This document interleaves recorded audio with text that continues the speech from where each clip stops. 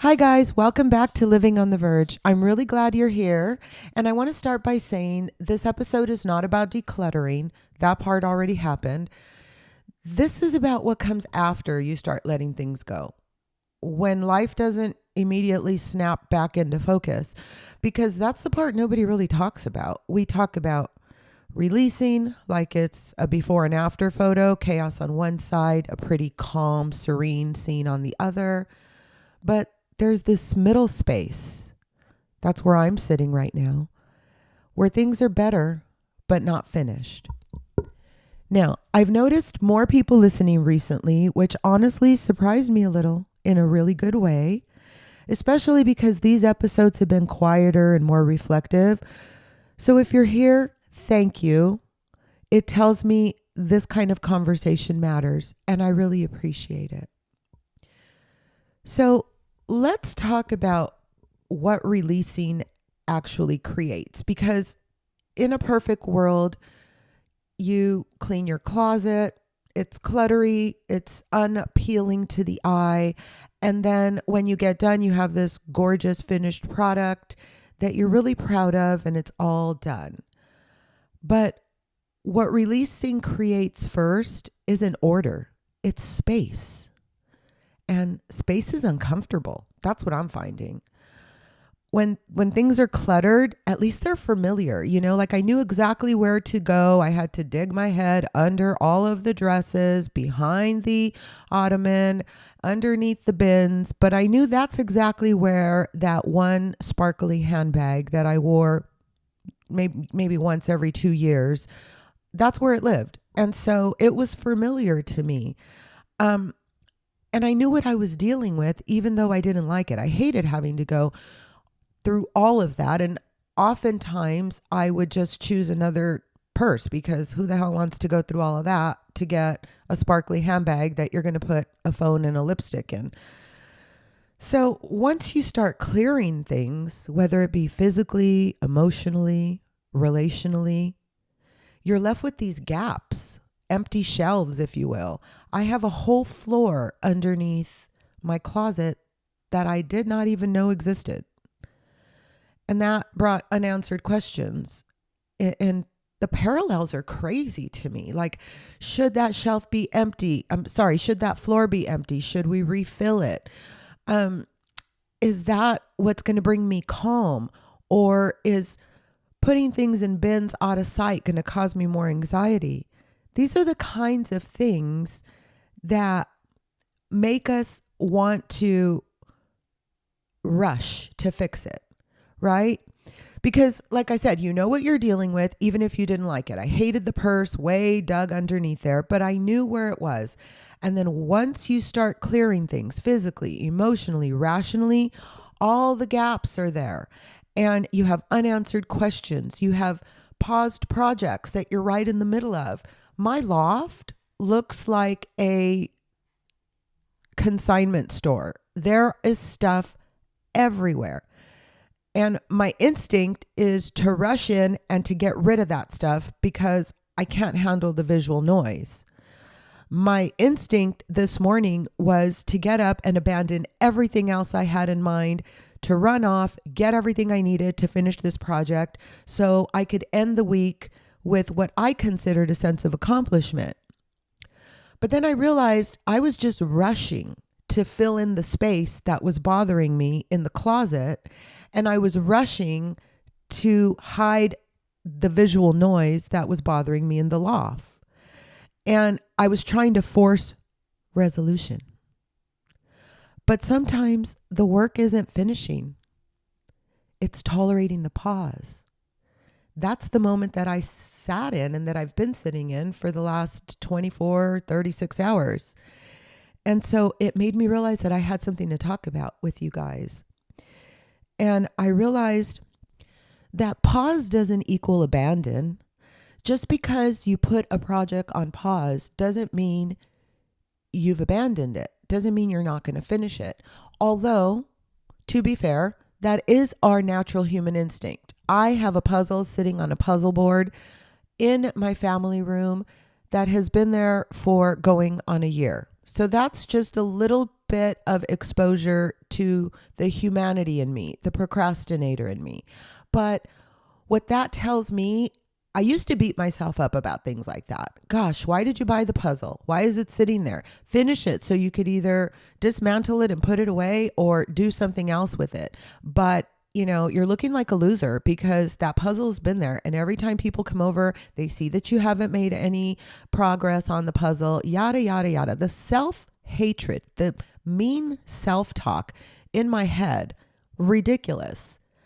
And it just made me realize that there's a difference between that kind of abandon.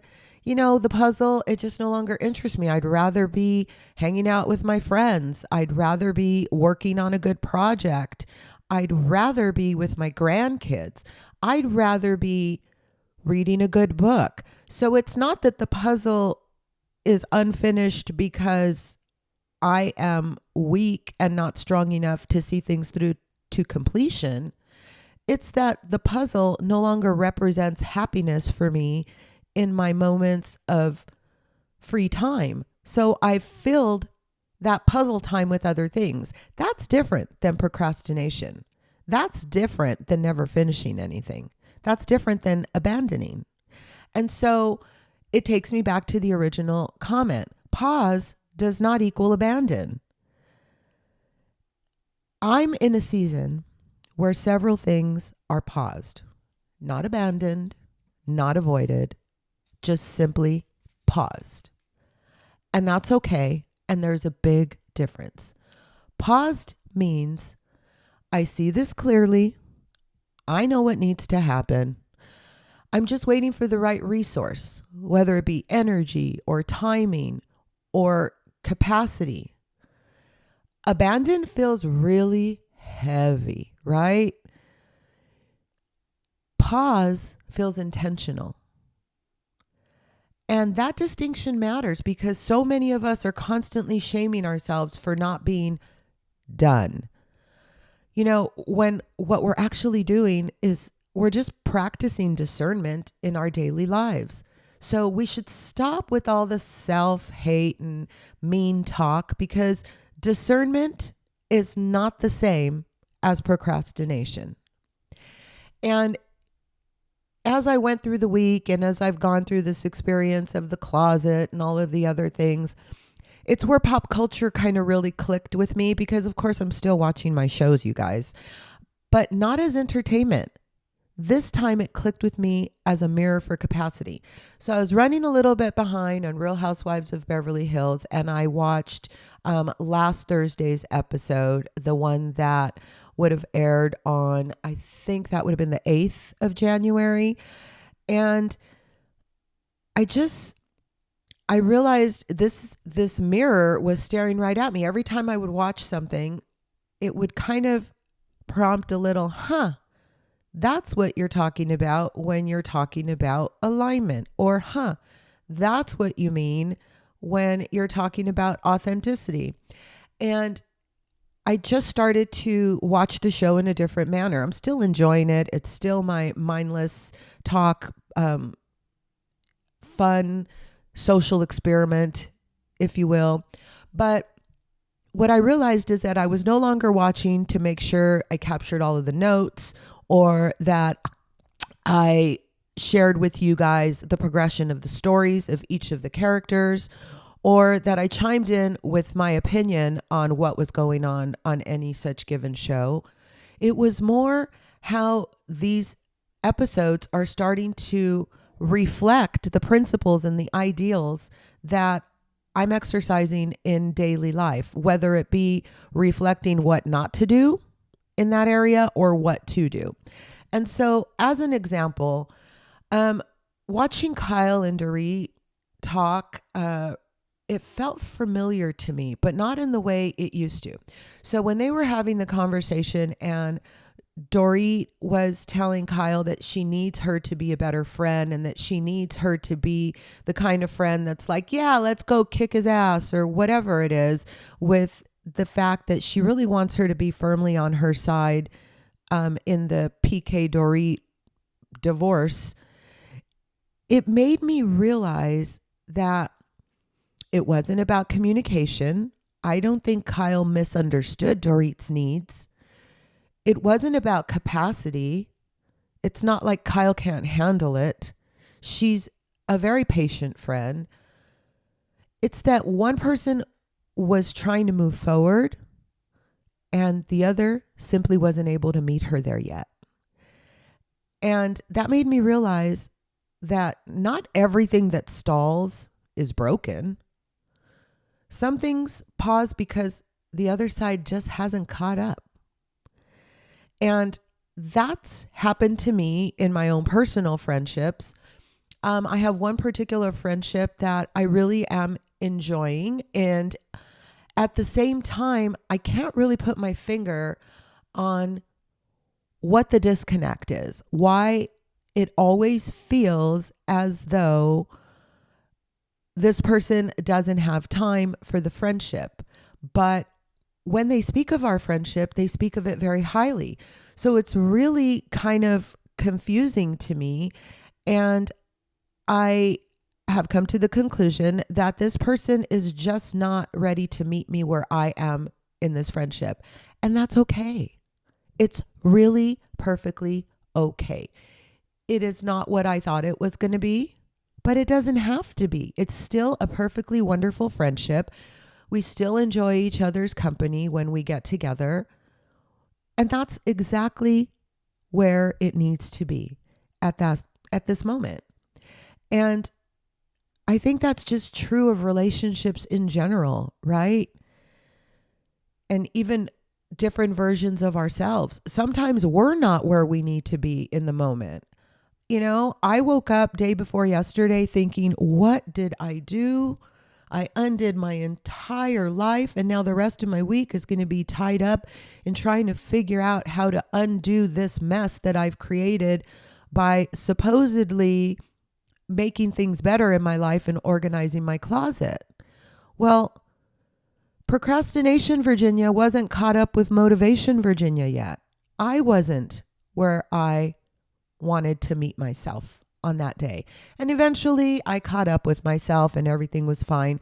But the point is that we're not always at the same place at the same time in our relationships. And sometimes it's just simply because the other person isn't able to meet you there yet. And that has to be okay. I want to talk a little bit about perception through somebody else's lens. Specifically, the conversation around PK hit me really strong, and it just brought something else for me. How easily we accept someone else's version of a person as truth. And once you start clearing space in your own life, you become much more aware of that. You start asking, is this who I really am? Or is this who I was told I was? And I'm talking specifically about when they were talking about how PK isn't seeing the kids, and Mauricio and Kyle are a little bit confused because Mauricio is saying, well, I've seen texts that make it look like Dorit's trying to keep PK from seeing the kids. And honestly, I believe PK on this one. And Kyle is hearing from Dorit, he just wants everybody to think he is seeing the kids. He is not spending the time he needs to with the children. And I really need Mauricio to confront him and basically show me, Dorit, and the world that you guys are on my side. And it made me realize that all season, I remember saying this earlier in the season, that it kind of bothered me that we were not hearing PK's side. But the realization for me in this moment was, not only are we not hearing PK's side, but we have full-blown tried, committed, and sentenced this man based on Dorit and the other girl's version of him. And so they show that little clip where he's on Alex Baskin's podcast. Nice plug for your podcast there, Alex. And you see that there is a different side to things. And we don't hear a whole bunch. listen to the podcast, I guess, if you really want to hear his spin on it. But what you do realize in that moment is, maybe there is another side to this story. Maybe we don't know the whole truth. Maybe I am perceiving this person through someone else's lens. And it just made me realize that when you release things, that creates the ability for discernment. And discernment can be quite unsettling, right? It's one of those things where it's like, but I'll have that conversation with myself a little later, because the discernment may lead me to a revelation that perhaps or perhaps not my mind was ready to accept. So moving on to where something silly suddenly became super meaningful. Maybe it's just me, but here's what I noticed. When you clear space, your tolerance for misalignment drops. Your idiosyncrasies, they go on high alert.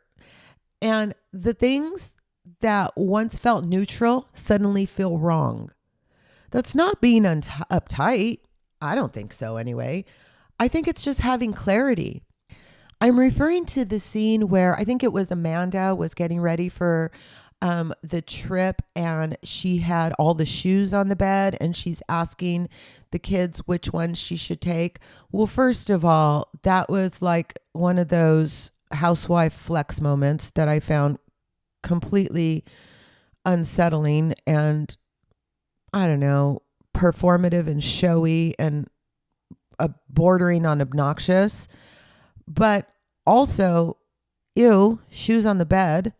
I just couldn't get past it. And I'm watching the scene and I'm stuck on, well, for as bougie as this woman is, why the hell does she have all these nasty ass shoes all over her comforter on her bed? Ew. Anyway, maybe it is being a little uptight, but for me, I'm going to say it's still clarity. And here's a big one for me. And this one I'll tell you a little story about. But first, it's when real friends tell other friends or other people uncomfortable truths. When Kathy gently reached over to Rachel on the trip over to Sedona and told her to fix her makeup because it needed a little bit of blending, it struck me as something deeper than just a shade of humor. Real friends tell real friends uncomfortable truths. Let me pause right here and tell you a little story. Some time ago, I was at a event with some friends, and we were all in the swimming pool. Everybody was having a wonderful time. We were all kibitzing, and I could see from about 3 feet away that one of my friends had something coming out of her nose, and it was kind of obvious. And I saw it once and didn't think much about it. And about 10 seconds later, I saw it again. And I thought, gosh, why is nobody telling this person that this is happening? Now, this person's partner was not anywhere nearby, so that wasn't going to be an option. And I did not know this person to that level of comfortability yet, but it was just mortifying to me that everybody around this person knew them better than I did. And I just kept thinking, like, okay, it was all of 20 seconds that this thought process took place, by the way. But I just kept thinking, is nobody going to tell? Is nobody going to tell her? Like, are we just going to? Okay. And so I very nonchalantly, sauntered my way across the pool. And I got kind of close to her and I said, lean forward. And she did. And I said, you have something coming out of your nose.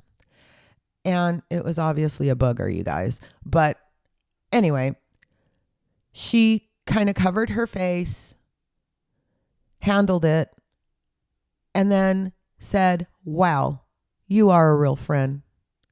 And just chuckled. About 30 minutes later, and another cocktail in, she came back up to me and she said, I just want you to know how much it means to me that you said that, because I know a lot of people who would not have said that to me.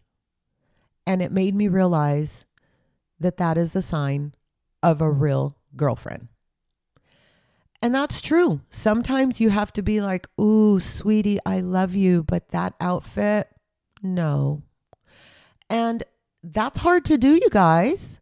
Sometimes you feel like you might be risking the friendship, but to be completely clear on this, you're taking more of a risk on the friendship by not being forthcoming, by sitting there staring at someone that has a booger hanging out of their face all day, having a conversation with them, pretending that you don't see it.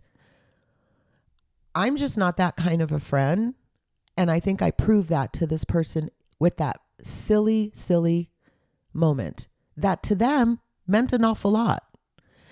And it made me realize that real friends tell real friends uncomfortable truths, right? Once you start releasing what no longer fits, you stop confusing comfort with honesty. And that's just growth. But fair warning, it can feel a little lonely at first. I want to talk about the emotional consequence of having all of this clarity. Here's the part I didn't expect. Once you start seeing clearly, you can't unsee. So once you build a boundary and you're firm in it, you know when you're crossing your own boundary or when you're allowing others to cross your boundary. You notice when things are feeling off. You notice when conversations are stalling and it doesn't feel quite organic enough. When projects pause because something deeper needs attention. And here's another really quick example. I was in the middle of a project. The plan was we were going to come home. We were going to get some bins. I was going to finish my project so I could start Friday fresh and clean. Well, I had a conversation with a friend. The friend said they were having a little bit of a tough day and they thought maybe they just needed to get out with their friend.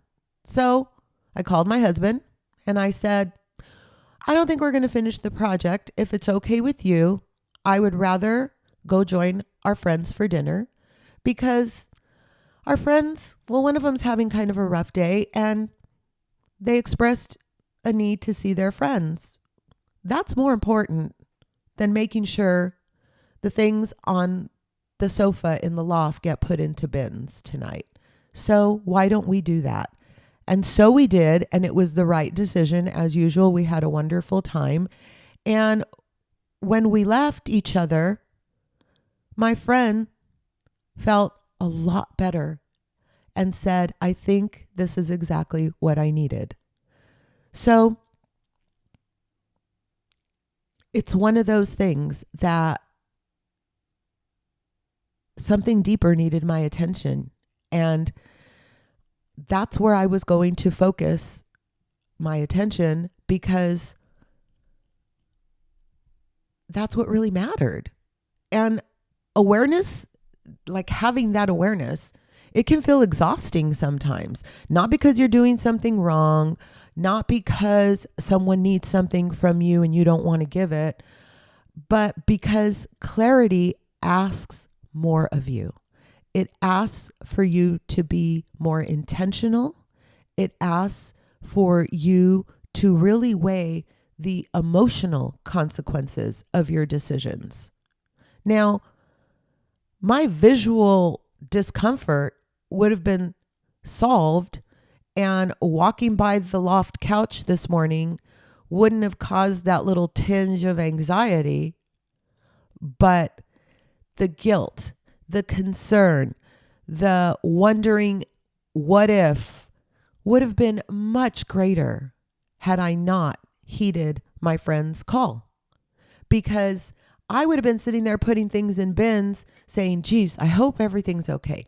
Geez, I feel like a really terrible friend. So on and so forth. You get where I'm going with all this. At the end of the day, I know I made the right decision.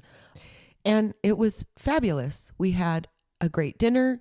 We drank delicious wine, and we were still home early enough for my husband to get a good night's sleep. No harm, no foul. I was so glad that I had made that choice. And that's when I thought, you know what? Alignment for me is not, it's not perfection. It's not the moment where everything clicks. Alignment for me is learning to sit in the in-between without panicking. It's knowing when to act and when to wait, when to push and when to just put it on pause. Sometimes the bravest thing that you can do isn't finish the project. It's to trust that you'll know when it's time to return to it. And if you're in an era where things feel half done, unsettled, or even unresolved, it doesn't mean you're failing, people. It might mean you're in the middle. And the middle isn't where we perform, it's where we learn. So if something in your life is paused right now, ask yourself whether it's being avoided or being honored, because there's a difference, people. There is a difference. Thank you for being here with me. I'll be back soon. And until then, I'll be right here, living on the verge. Have a great weekend.